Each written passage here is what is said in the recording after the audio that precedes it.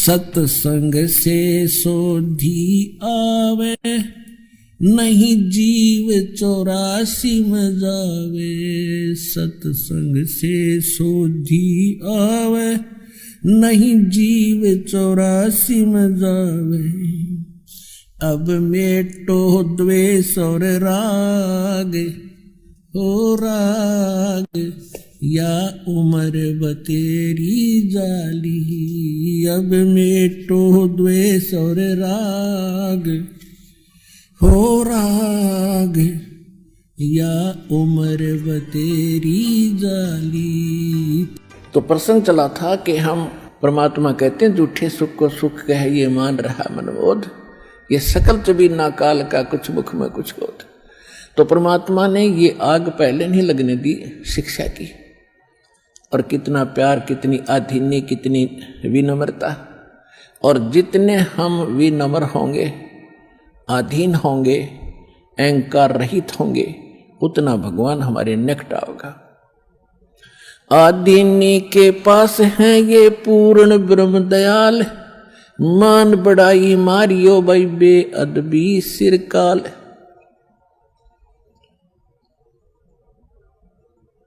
अब जितने हम विनम्र रहेंगे परमात्मा उतना ही साथ देगा। हम अहंकार प्रयोग करेंगे भगवान कोसों दूर चला जाएगा। तो इस प्रकार हमने परमात्मा से लाभ लेने के वो सभी फार्मूले अपनाने पड़ेंगे जिससे हम परमात्मा का पूर्ण लाभ प्राप्त कर सके। अब जो प्रसंग चला था कि इस 21 ब्रह्मांड में परमात्मा कहते हैं हमने कोई सुखी प्राणी नहीं देखा। कहते हैं घाटे बाद सब जग दुखिया।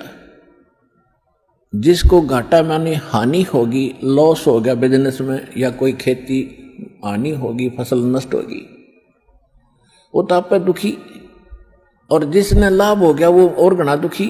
लाभ होते ही मान ले किसी ने 5 लाख रुपए का बेनिफिट हो गया, वो युग काल इतना जबरदस्त उसको भ्रमित करता है। वो 20 लाख रुपए का कोई काम शुरू करेगा, कितने तो लोन वगैरह लेकर 5 तो वो लाओगा और 15 और लेगा, कितने तो उधार लोन ब्याज पे, और वो बिजनेस हो जाएगा फेल। वो 20-5 तो वो गए, 15 और उधार। वो अगर मांगनी है पीछे पीछे काटे चक्कर फिर। तो कहने का भाव ये है, इन बकवादों को छोड़कर भक्ति विधि अपना के अपना पीछा छुड़वा लो। इतनी सी बात है। परमात्मा 120 वर्ष तो पहले कह के चले गए।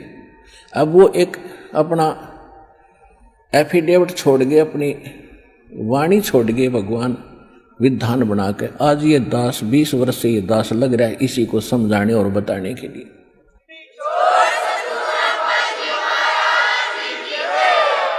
और जब तक हम इस विधि को नहीं अपनाएंगे, हम ना तो यहाँ सुखी हो सकते, और भविष्य तो भूल जाओ, सुख स्वप्न में भी नहीं होगा।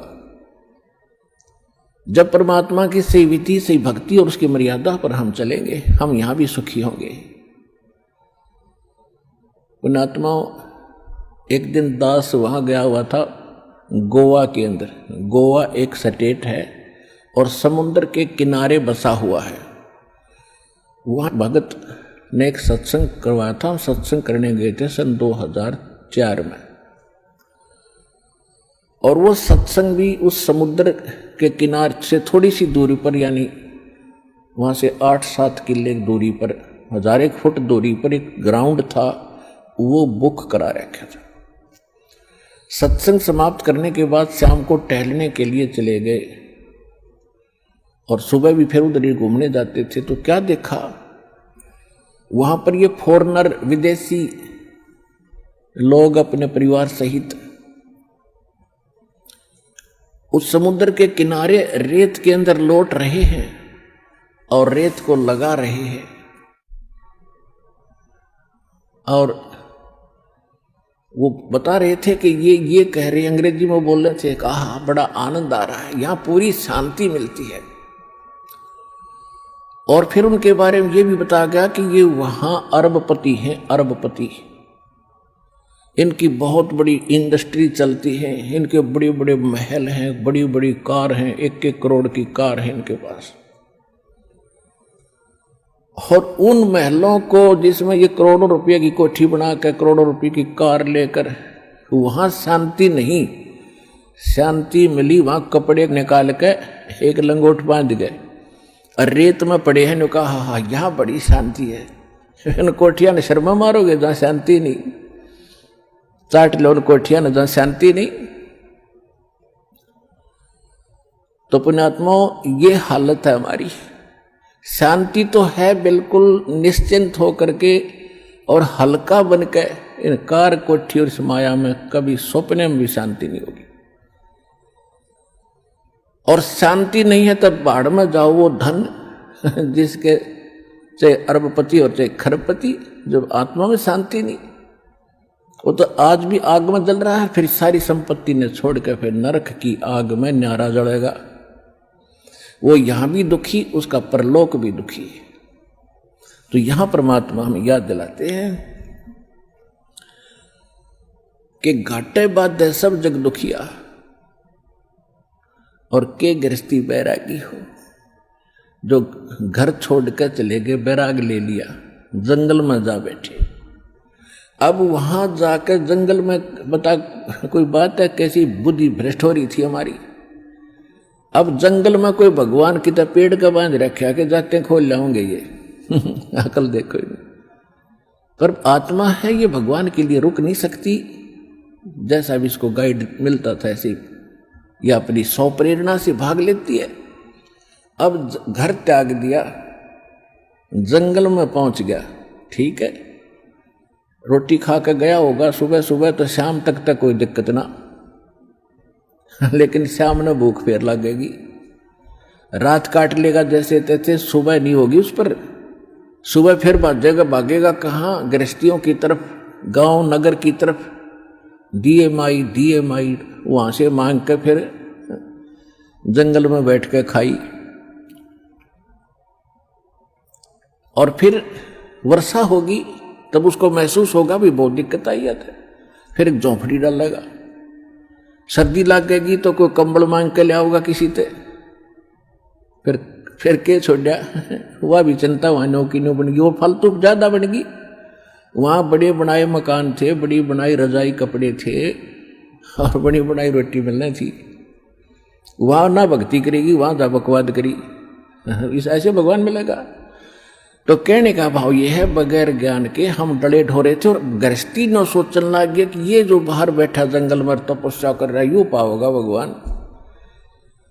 तो परमात्मा के पाने का विधान विधि हमारे सदग्रंथ बताते हैं और खुद भगवान बताते हैं, या जिन्होंने परमात्मा पाया वो संत महापुरुष बताते हैं। और जिन महापुरुषों ने परमात्मा बताया उन्होंने जो विधि अपनाई वो हमारे सदग्रंथों में ज्यों की त्यों है, वही विधि उन्होंने अपनाई, उनको भगवान मिला। और जिन्होंने वो विधि नहीं अपनाई अपने सदग्रंथों वाली, उनको भगवान नहीं मिला। इसलिए आज तक भगवान को निराकार निराकार कहते रहे, रामकृष्ण को भगवान मानते रहे। भगवान तो कबीर साहब थे, आज तक किसी ने बताया भगवान कबीर साहब है? ये कबीर पंथी भी कहते हैं कबीर साहब तो अलग है और परमात्मा न्यारे। इनकी विधि थी नहीं जो भगवान को देख सके और पा सके।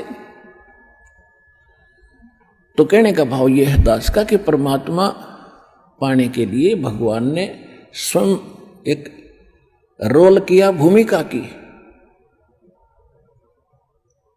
परमात्मा कहते हैं जो सुख है गरीबी में वो ना ही रे अमीरी में।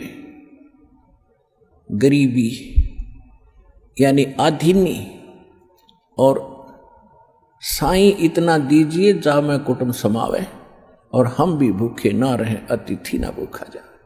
इसमें जो सुख है और भगवान की भक्ति साथ हो। देखो भगवान की भक्ति नहीं है तो चाहे वो हैंड टू माउथ वैसे भी रह लो, उससे भी कोई लाभ नहीं होगा। भक्ति भगवान की साथ हो और भगवान का फिर सहारा आपके साथ रहेगा।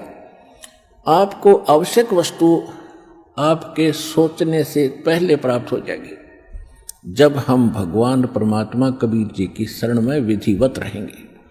तो फिर हमने घने संग्रह संचन की आवश्यकता क्या। लेकिन हमारा जो है दिल इतना कमजोर हो लिया, हम संग्रह किए बिना रुक नहीं सकते।